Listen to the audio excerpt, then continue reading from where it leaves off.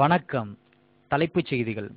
தமிழகத்தில் அண்மை காலமாக ரவுடிகளின் அட்டகாசம் தலை தூக்கியுள்ளது. அவர்களில் முக்கியமான நபர்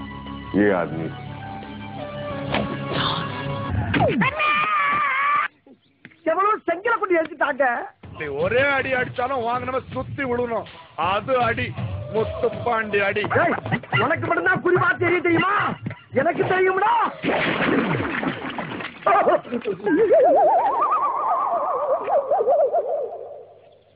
அட பரதேசி, நீ ஏன்டா குறுக்க வந்த? என்ன சார், காட்ஃபாதர் படம் பாத்தீங்களா? சாரி சார், நான் விஜய் ரசிகன். படத்துல தலை பின்னிட்டாருல, என்ன இருந்தாலும் தலை தாம்பல. சரி வாழ, பஞ்சாயத்துக்கு நேரமாச்சு. இந்த 18 பட்டி மக்களோ இங்க எதுக்கு கூடியிருக்கப்படா? நம்ம ஊர்ல உள்ள ரவுடிகளை பிடிக்கிறதுக்கு ஒரு வீரவாட ஆள் தேவை. யாராவது இருக்கீங்களா?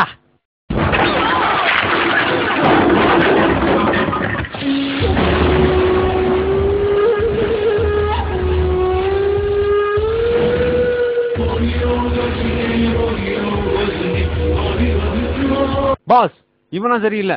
நான் வேணா கில்லி மாதிரி போய் அல்லேக தூக்கிட்டு வந்துட்டுமா? ஓகே, இதுக்கு நாங்க சிரிக்கணும். உங்க சண்டையில அங்கிட்டு போய் வச்சுக்கங்கடா. இதோ பாரு பெருசு, நம்ம கிட்ட கில்லி மாதிரி ஒரு ஆள் இருக்கான். கில்லியா? பார்க்கத்தான் கில்லி, இறங்கிட்டான்னு வச்சுக்க சரியான போக்கிரி.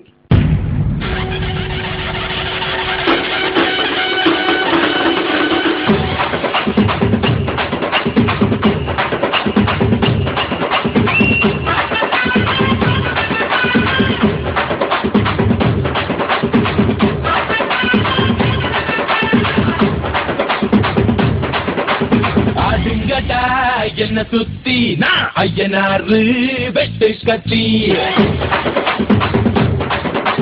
பாட போறேன் என்ன பத்தி கேளுங்கடா வாய பொத்தி. பாடுங்கடா என்ன சுத்தி. எனக்கு சண்டை போட்டு சாகடிக்கணும்லாம் வேணாம், சும்மா பேசியே சாகடிக்கணும். அப்படி ஒரு ஆள் தான் எனக்கு வேணும். அதுக்கும் கைவசம் ஆள் இருக்கு தலைவா. கருப்பு அடிடா, இத சொல்லிக்கிட்டே புடிடா.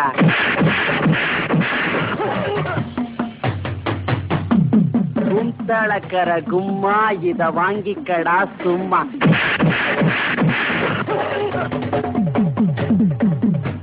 ஆட்டங்காளி படுதாக்காளி சீன்காளி வாடா என் தக்காளி.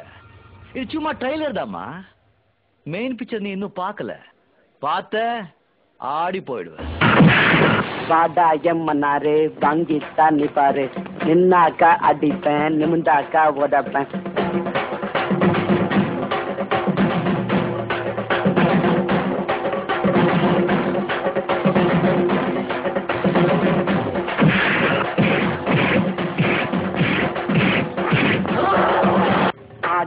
மச்சி வாழைக்க பச்சி உடம்ப பிச்சி பொட்டுடுவம் பச்சி.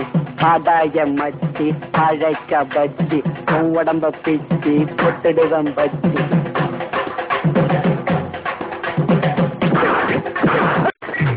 மச்சி ஆளு பார்த்தா எறும்பாட்டம் தான் இருப்பான், அடிச்ச இரும்பாசம் இருக்கும்.